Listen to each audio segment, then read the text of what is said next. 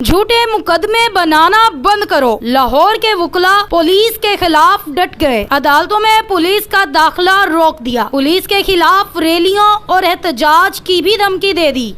Urdu point की videos देखने के लिए हमारा चैनल सब्सक्राइब कीजिए और बेल के आइकन पर क्लिक कीजिए ताकि आप हमारी तमाम आने वाली वीडियो से बाखबर रह सकें। नाज़रीन, सदर बार एसोसिएशन राना इंतज़ार साहब हमारे साथ मौजूद हैं।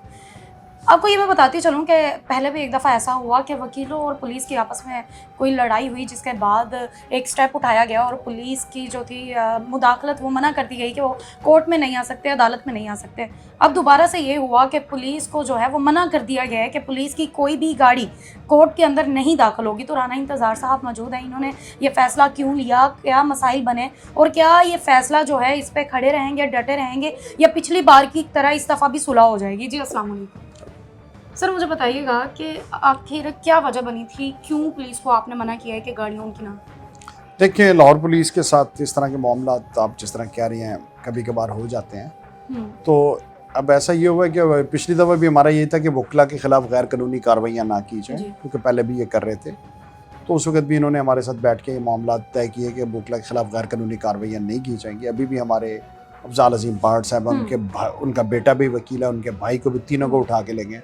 उन्होंने एक परमिशन ली थी डीसी साहबा से एक जलसे की हद तक, तो उन्होंने कोई क्राइम कमिट नहीं किया था। तो इसके बावजूद उनको उठा के एंटी टेररिस्ट के 2 केसेस में, एक 97 जो हुआ है 9 मई का वो, और एक ATC के केस में उनको नामजद कर दिया, जो कि बड़ा गैर कानूनी काम किया पुलिस ने। और इस तरह की तो करी शायद पुलिस, लाहौर पुलिस जो है, मुझे तो इस दफ़ा लग रहा है कि ना अल्लाह को जवाब दे हैं और ना इन्होंने मरना है ना कब्र में जाना है। जिस तरह के मामलात ये कर रहे हैं और बिल्कुल गैर इंसानी सलूक किया जा रहा है, तो उसके लिए हमने हमारा ये हुआ था कि आज हमने पुलिस का जो दाखिला है वो हाउस ने फ़ैसला किया था, मेरा अकेले का फ़ैसला नहीं था, कि इधर बंद कर दिया गया था लाहौर को प्रेमिसेस में।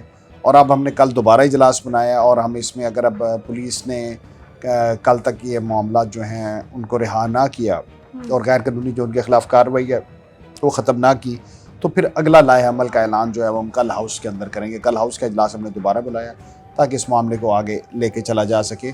और लाहौर पुलिस जो है उसको मैं आपके तवज्जो से ये ज़रूर पैगाम दूंगा कि गैर कानूनी जो मामलात हैं और जो गैर कानूनी मामलात ये जो पिछले 6 महीने में देखे कभी हिस्ट्री में इस तरह नहीं हुआ, तो उनसे बाज रहें। और वकला की हद तक तो अदरवाइज़ ये है कि फिर हम आज ही ऑफिस का भी घेराव करेंगे और रैलीज़ भी निकालेंगे और इंशाल्लाह एक पूरा जो है पंजाब का हम कन्वेंशन भी बुलाने जा रहे हैं कि जो लाहौर पुलिस की जो भी मामला चल रहे हैं उसके लिए।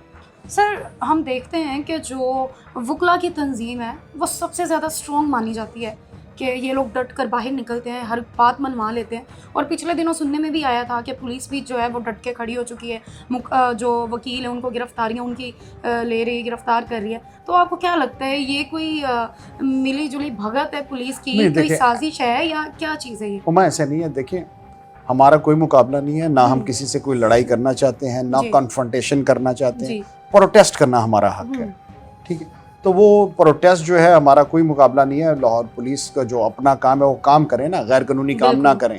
सर, मुझे आप ये बताइएगा कि अब जो मसाइल हैं ये कब तक चलेंगे, पुलिस के ऊपर कब तक? देखिए, जब तक अब फिलहाल तो आज का दिन थी जी, और अभी हम फैसला करेंगे इस बारे में, वरना ये हमारी जो मूव है ये चलती रहेगी जब तक ये अफजाल अजीम पहाड़, उनके बेटे और बाकी जो हमारे वकला साहबान जिनको गैर कानूनी तौर पर गिरफ्तार किया, जब तक वो रिहा नहीं हो जाए। नाज़रीन को बताते चलें कि अगर जो पुलिस है वो कोर्ट में दाखिल नहीं होगी तो पुलिस के क्या क्या नुकसानात होंगे, किन किन चीज़ों में वो पीछे रह जाएंगे? देखिए, अभी तो ये आज हमने एक टोकन के तौर पे किया था कि पुलिस को मैसेज देने के लिए।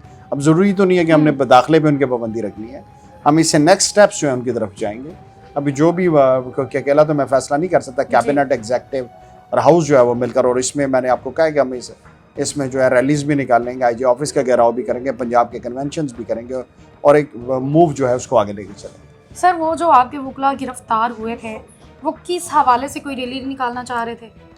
देखिए, उन्होंने एक परमिशन ली थी डीसी साहब, मुझे उससे कंसर्न नहीं है कि ना मैं उससे कहता हूँ उन्होंने दी या नहीं दी। सर, सुनने में आया था कि वो PTI के हवाले से कुछ करना चाह रहे हैं। चलें, देखिए, वो political affiliation is no crime, ठीक है। बिल्कुल। इशू ये है कि जो 2 FIRs इन्होंने नॉमिनेट करके जिनको जिस वजह से जेल में डाला है वो सब झूठी।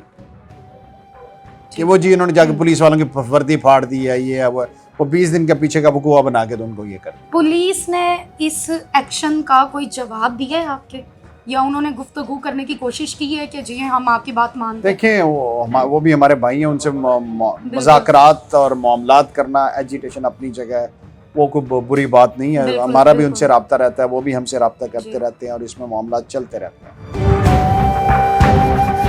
ये सिविल कोर्ट के अंदर का माहौल है। आप देख सकते हैं कि कोई भी पुलिस की जो गाड़ी है वो मौजूद नहीं, पुलिस के लोग मौजूद नहीं है। तो आज पुलिस और वकला जो है वो आमने सामने हो चुके हैं। आइए ज़रा और आपको माहौल दिखा देते हैं बाहर के क्या माहौल है। तो जी नाज़रीन, ये पुलिस के जो एहलकार है सारे यहाँ पर मौजूद हैं। आप देख सकते हैं कि पुलिस और वकला जो है वो आमने सामने आ चुके हैं।